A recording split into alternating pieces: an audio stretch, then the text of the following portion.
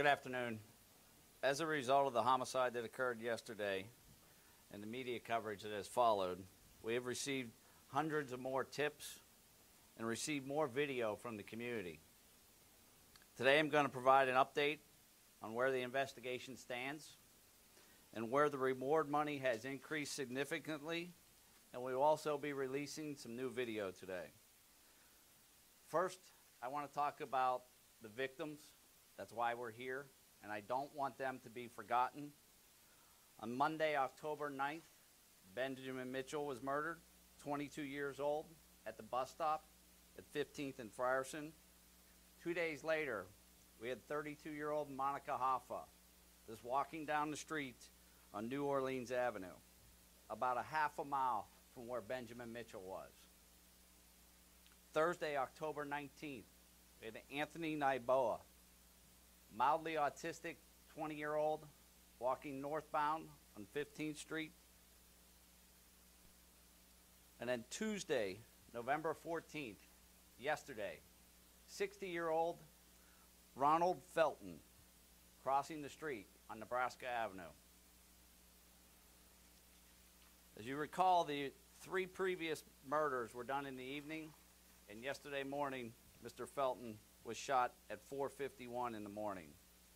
After we received the call of Mr. Felton's death, we responded to the scene within minutes, and we discovered a few witnesses who were able to give us a description of a black male, tall, thin, wearing all black, who fled northeast from the area. We formed a perimeter. It was about 8 blocks wide. We asked residents to sit tight and wait indoors while we searched the area. After a thorough search, we were not able to find anyone. We then asked if they had any video and to come forward with the video. As a result of yesterday's incident, we received 450 tips yesterday. The overall total is 2,300. We have roughly two dozen detectives going through hours and hours of video.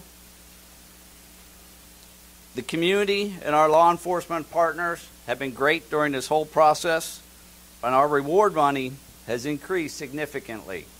Let me break it down.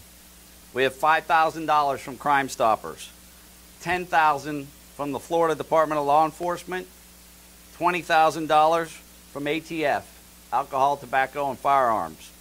$50,000 has been added today, an additional $50,000 from the Federal Bureau of Investigation. When you add it up via Crime Stoppers and our partners, we have $85,000.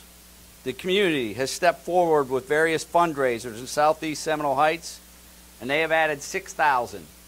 So the reward is now totaled at $91,000. Let's hope this motivates somebody with the strength and the fortitude to step forward and tell us who is doing this.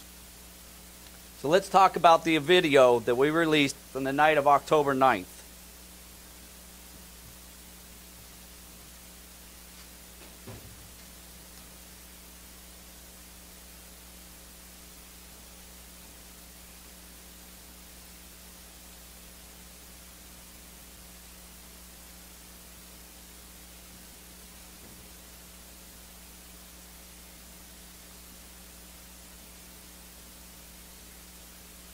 If you recall, this was the video. Notice the hoodie or rain jacket. Notice the gait and how they're walking. The phone flip and how they're nonchalantly just walking. Appears to be looking at his phone. It appears to be a light colored jacket. I think that's very misleading. You see it here. It now looks a little bit of a darker color jacket. Same individual.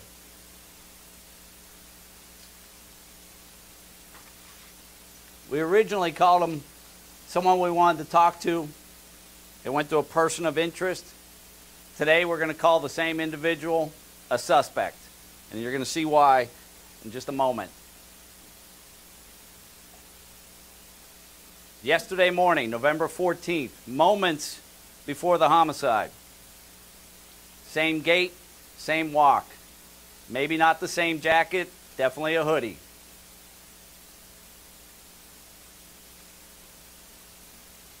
Someone has to know who this individual is.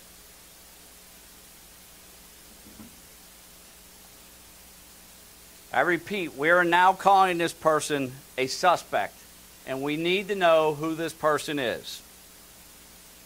We need someone who is thoughtful, cares, and has the heart and the fortitude and the bravery to step forward and tell us who this person is and give us the identity.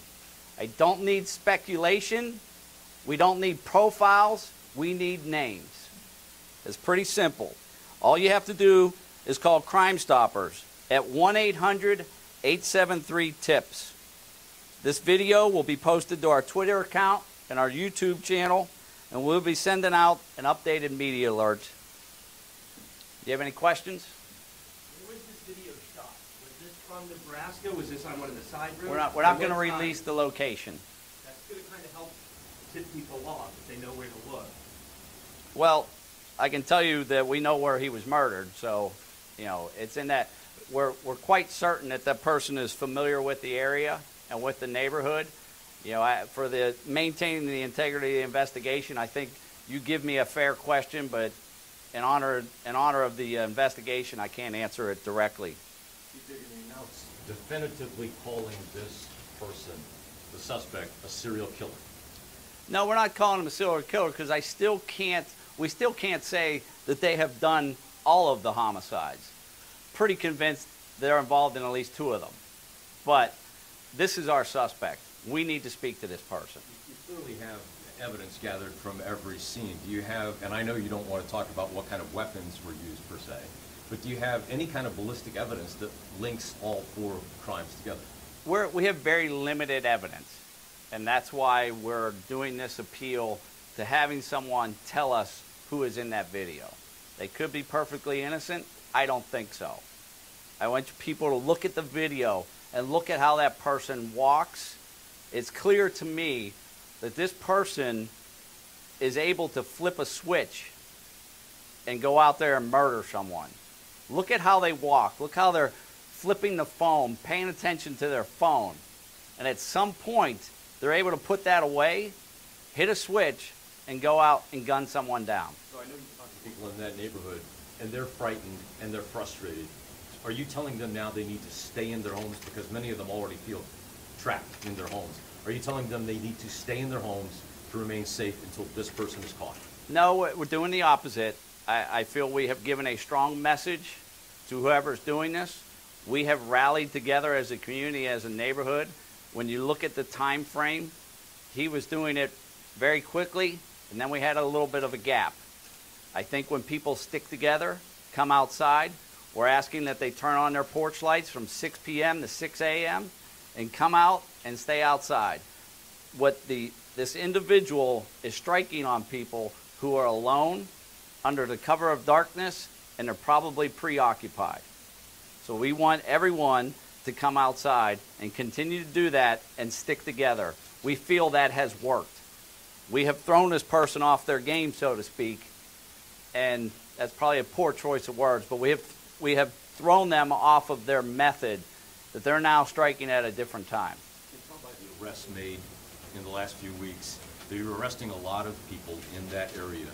Are you targeting known associates of an individual? Are you targeting specific people, or just trying to throw a broad blanket there to try to come up with any information you can about who that individual is? It's a very broad blanket.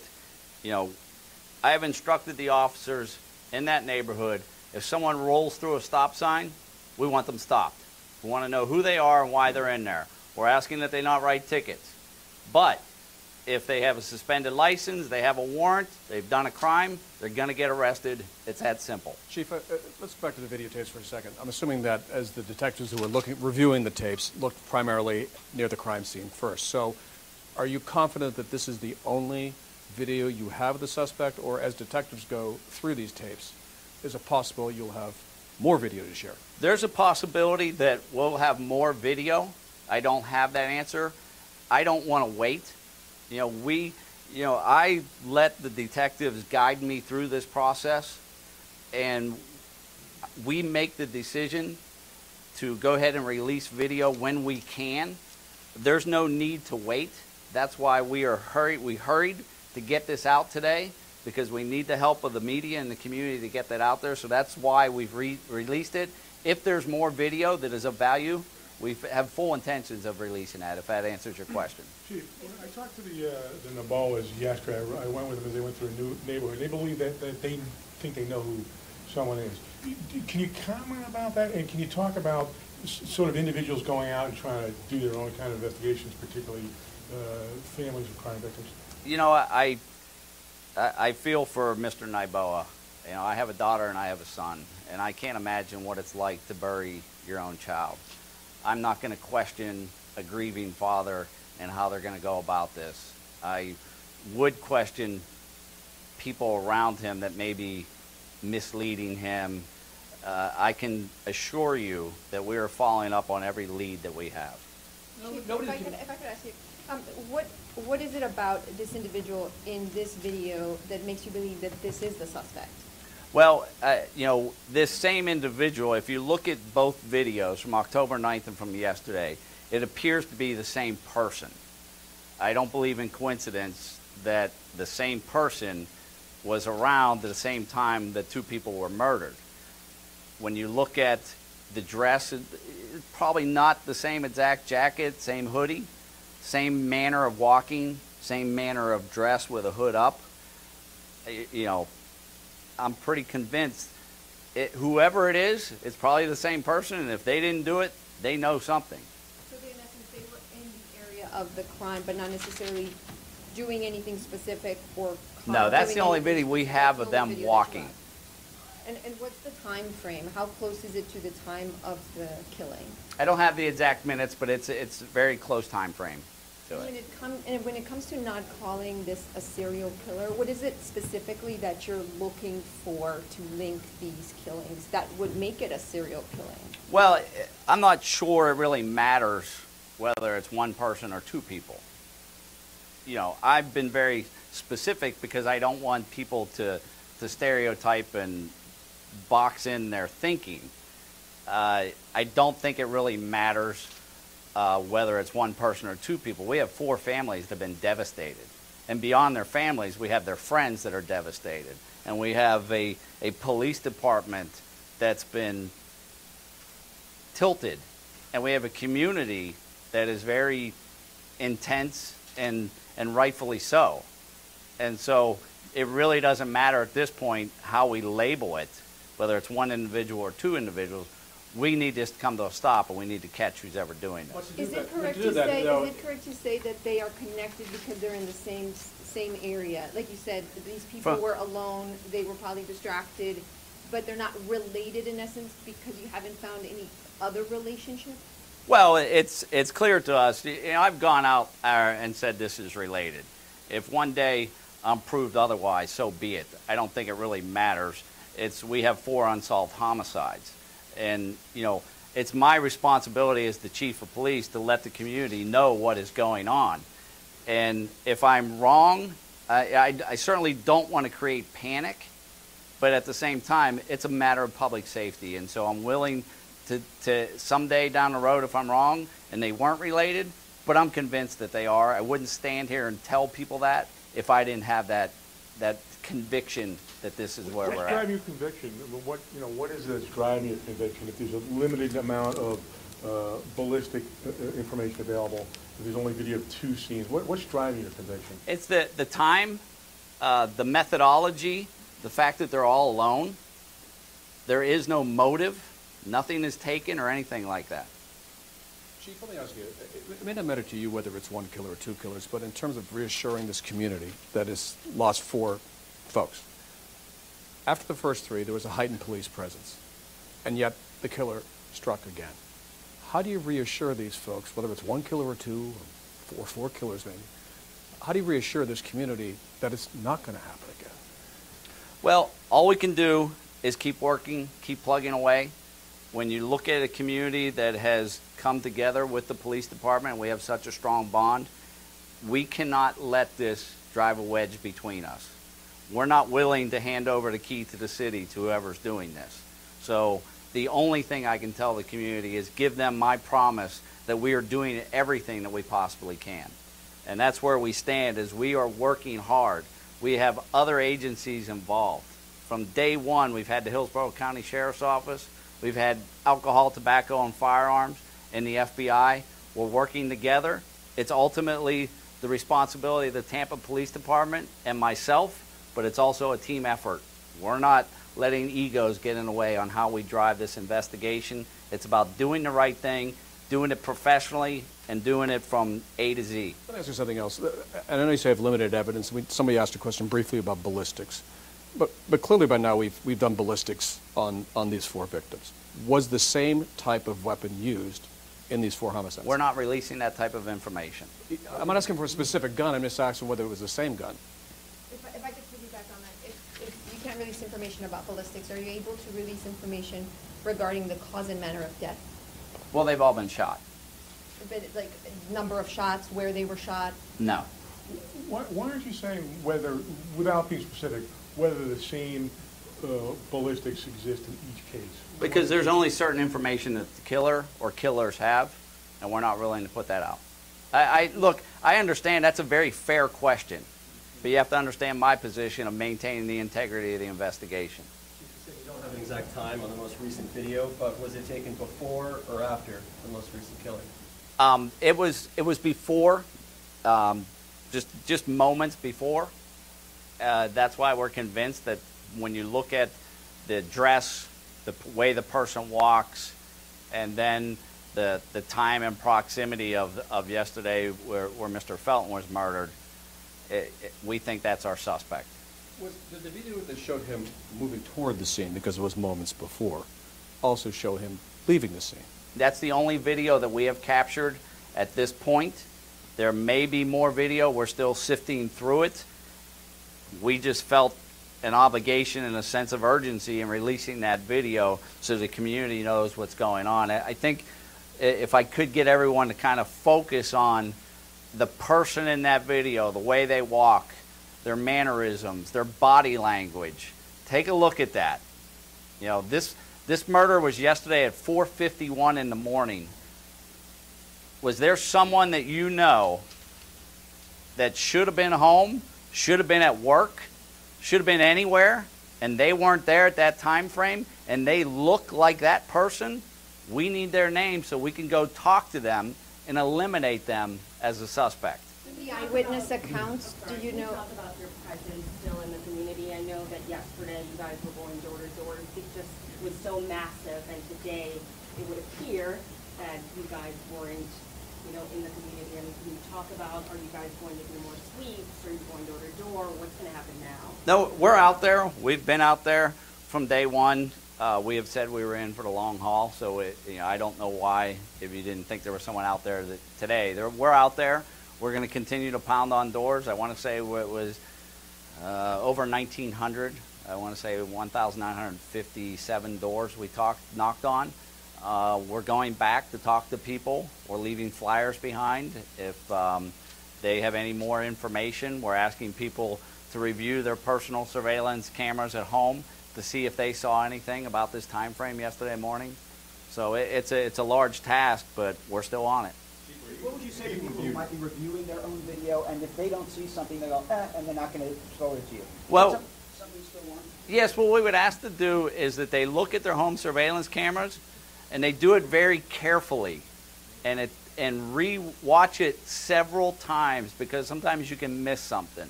It can literally just be a blink of an eye and you miss something. So we're asking them to review it, and if they see something suspicious, somebody that doesn't belong in the neighborhood, or someone that does belong in the neighborhood, why would they be out this time of morning? If they're not walking their dog, why are they out there?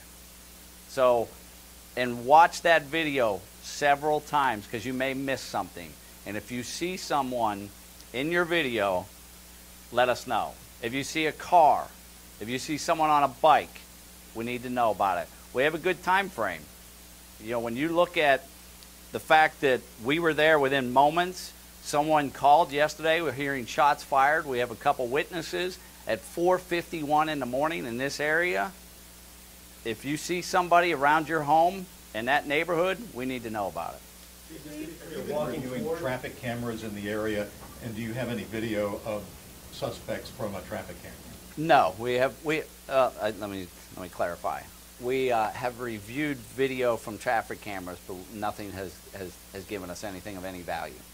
Chief, you mentioned focus on this witness, and on this video. You talked to witnesses. Did these witnesses see the face of this individual? Are they able to give you, or are you able to bring a sketch artist or someone that can give us a better picture other than this video of who this suspect can be? The witness was, I don't have the exact distance, but they weren't close enough to give us too many details. They did notice some facial hair. We've been able to release the suspect description, but it's still limited. But it's more than what we've had.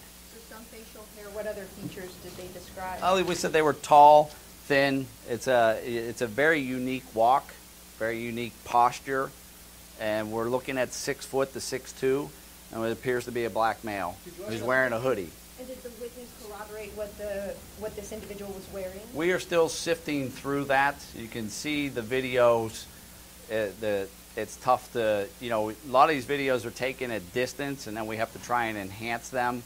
And as that happens, you can lose some of the detail to it. Did you show the witness that video? I don't know if our detectives have showed that to them yet or not. Because that would, in theory, that would help, right? Was the suspect running on Caracas yesterday after the fourth victim was murdered? We don't have we have no information that somebody was running on Caracas. And just to be And clear, that, I'm sorry, he go ahead. was walking in that new video, he was walking toward the direction where Ronald Felton. We believe they were headed to go and murder Ronald Felton. Chief, are you checking abandoned homes and property and everything? Yeah, we were very fortunate when Mayor Buckhorn ordered out all the city crews several weeks ago to help clean up the neighborhoods and really board up the homes. And what that did now has allowed us to, if there's any clothing left behind, things like that, we now know that it's potential evidence as opposed to just stuff that was left behind. So we're checking all that. Our partners at Code Enforcement and Clean Neighborhoods have just been phenomenal in their support and really helping the police department and helping the neighborhood. You've gotten a lot of tips, you said, but have any of them been names of people that you should go talk to? Oh yeah, we're getting names and we go talk to them. And what's good about names instead of speculation and profiles is it lets us eliminate people and narrow down our search. Now that we have a witness that's telling us it's a black male, that really helps us nail it down. The earlier shootings, the first three murders, were in the evening hours, 8 or 9 o'clock. This one at 4:51, you said. At that time of the morning, not a lot of cell phone activity. Are you checking the towers to see what kind of cell phones might have been pinging the towers? Because it's got to be a lot less number of phones. Are you doing any cell phone forensics? We're checking on everything. We're doing it very systematically. It's a very painstaking process. You would be surprised on the number of activity. You have to remember it's very near the interstate. Even though it's an early morning hour, there's still a lot of traffic. Tampa's a big city, and we have big traffic problems. So it's part of the investigation process. It just takes a while.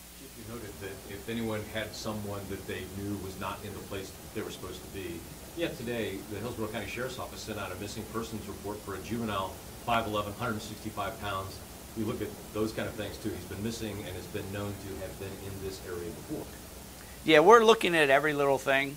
We've gone through anyone that's been Baker acted.